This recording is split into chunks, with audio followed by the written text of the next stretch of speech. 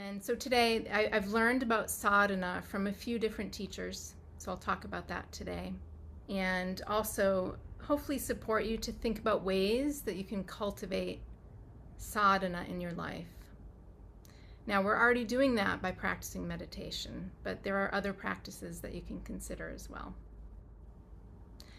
So as part of my personal sadhana or personal practice is each morning I do my best to remember to spend some time reflecting on the qualities of the day that are reflected through Jyotish, or the science of astrology, how the planets in our solar system can grasp us in different ways depending on those planets' qualities. So today at about 4:16 p.m. Eastern Time, which I believe is 1 p.m. Pacific, 1:16 Pacific Time, the planet Saturn will be retrograde. Now, what does that mean?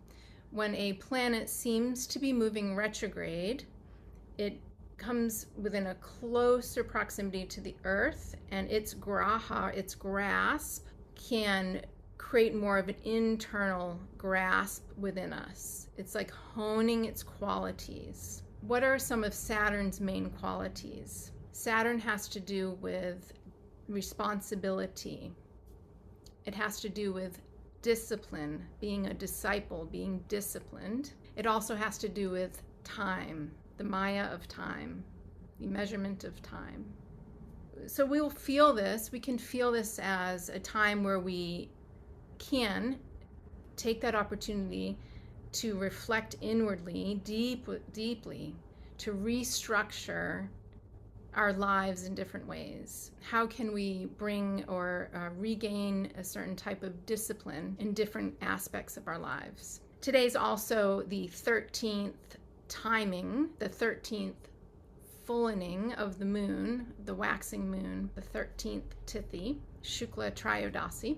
The moon is actually it's getting more and more bright. It's close to the full moon. And there is a certain Shakti, a certain primordial quality that is pervasive today, which is called Sarva Mangala.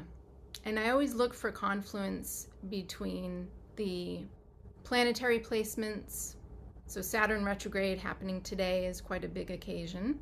It's a very slow moving planet, so whenever there's a change in its movement, it has a more profound or felt effect. Sarva Mangala, the Nitya, her Shakti, this primordial essence that moves through today in a bigger way that we can reflect upon, is that she is the timekeeper. So Saturn, dealing with time, things that we have to attend to over and over again, this discipline that Saturn can ask us to cultivate, also confluences with the Shakti of time. She rules the emanations of the sun and the emanations of the moonlight. You know, how each notch of the moon, each phase of the moon represents a certain amount of time. Now, these are very mundane things. So as Kriya Yogis, this all has to do with the mundane, like living in life, living in this here and now, which ultimately, when we are in connection with our truest divine essence, it's beyond time. However, as a practice of sadhana, sadhana is really being in the present moment. That can help us to restore our awareness and to remember beyond time. So I learned about the phases of the moon and the Shaktis through my teacher, Maya Tiwari. She's also the first teacher that I really learned about sadhana from. And she speaks of sadhana, there's different definitions, but she speaks of sadhana as healthful, joyous response to life. She was very much wanting to support people to connect to the natural rhythms of life, to be more present in the moment. And I'll talk about a few sadhanas that she taught me and I'd like to share with you. Sadhana, it means, if we look at the root word sad, it means to accomplish, to go straight to a goal. So sadhana is the action, the practice of going straight towards a goal. And what is our goal? It is to remember ourselves as not separate from ultimate reality and from the divine. And so sadhana, it's a tool. It's for working with oneself spiritually while participating fully in living and realizing there's no separation between the two, between the mundane, the temporal world, the material world, and spiritual life. And so some of the sadhanas, like Paramahansa Yogananda, he speaks of some sadhanas being, of course, meditation. Our meditation practice is sadhana. Our kriyas are a sadhana. Pranayama is sadhana, or it can be, so long as we're doing what we can to stay present. But there's also sadhanas that we can take in the day.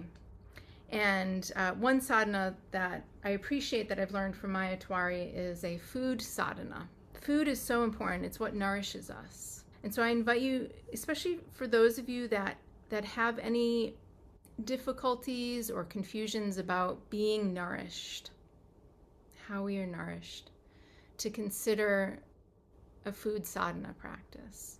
Especially, if you have any difficulties with undereating or overeating, or not paying attention to food and nourishment, is to consider taking one meal a day. So starting there, really involving your senses with the food. So taking your food, taking vegetables, for example, and spending time and being present with cutting the food into pieces. I actually worked in a restaurant, and I would always go back and bother the chefs on how to cook things. I was a waitress. They taught me how to chop food really fast. It's really fun.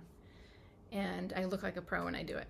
But I sometimes will do it mindlessly. And so I learned from Maya Tiwari ways to actually cut your food more mindfully using the lifeline of the vegetables. And that's a whole other conversation. But it helps me at times to, okay, I'm going to take this as sadhana, this moment of creating nourishment, and take my time cutting the vegetables. So that could be a really simple way to practice sadhana. Choose one meal a day to, if you cannot be fully present the entire time that you're preparing the meal, at least start with cutting the vegetables, feeling what it feels like to cut them, if they have any smells, to smell the smells, to see the colors, to be very in the moment with that. Sometimes it can feel harder than it seems. Like, we know how to meditate. Most of us have very good concentration with that. The longer we practice, it naturally happens. But what happens when we come out of meditation into other parts of our life? This is where we can practice sadhana. It's kind of like a training.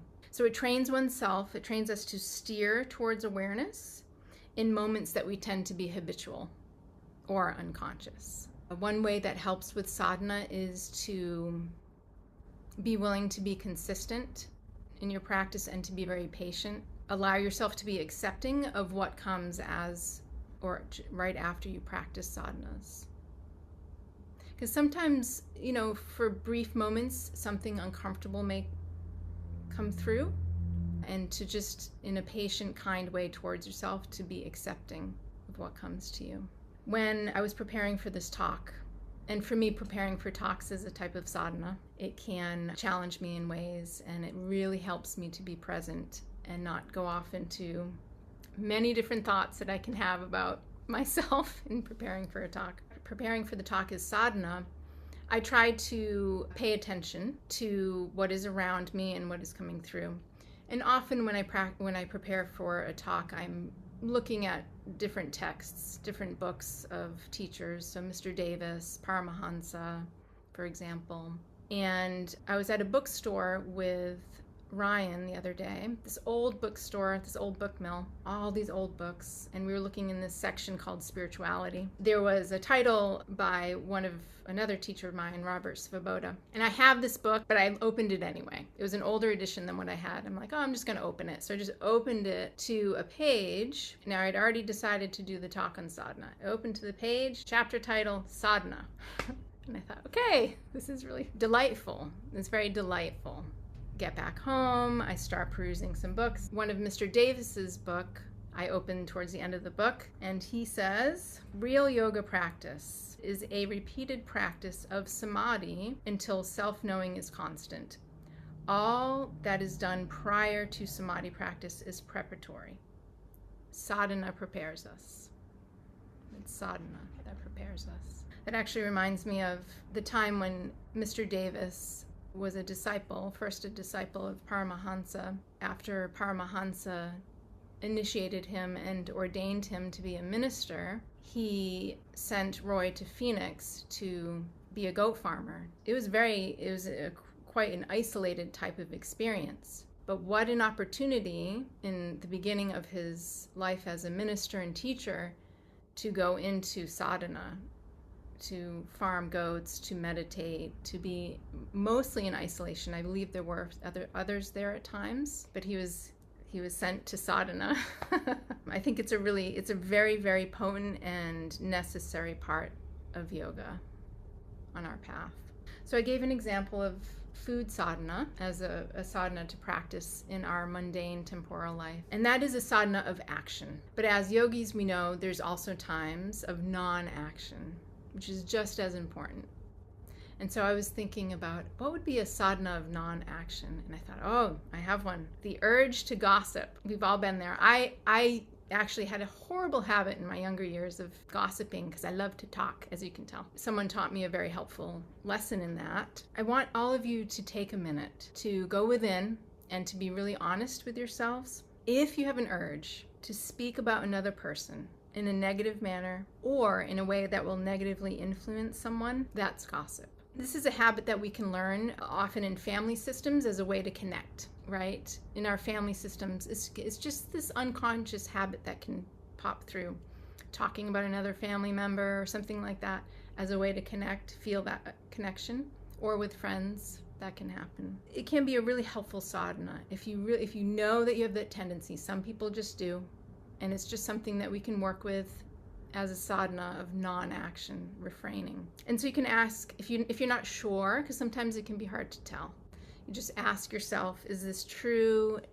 Is it necessary? Is it kind? Or is it helpful? Sometimes, I mentioned this the last time I spoke, sometimes when people are with me on retreat, Panchakarma retreat, because again, I love to talk, I will put myself and the other person into silence for a day. That can be really helpful. So I just want to give a few tips for your sadhana practice. Listen to guidance from your teacher to support you. So as your teacher learns about you and your life, they can help you, give you suggestions for different sadhana to practice. Be consistent and patient with your sadhana, because it really is about being in the moment, being present, being in the moment with your action, with your mundane actions, which can pull us into boredom or habituation so easily. As you're doing the sadhana, unless you're also chanting a mantra, to keep silence. That will help to hone your awareness and your presence.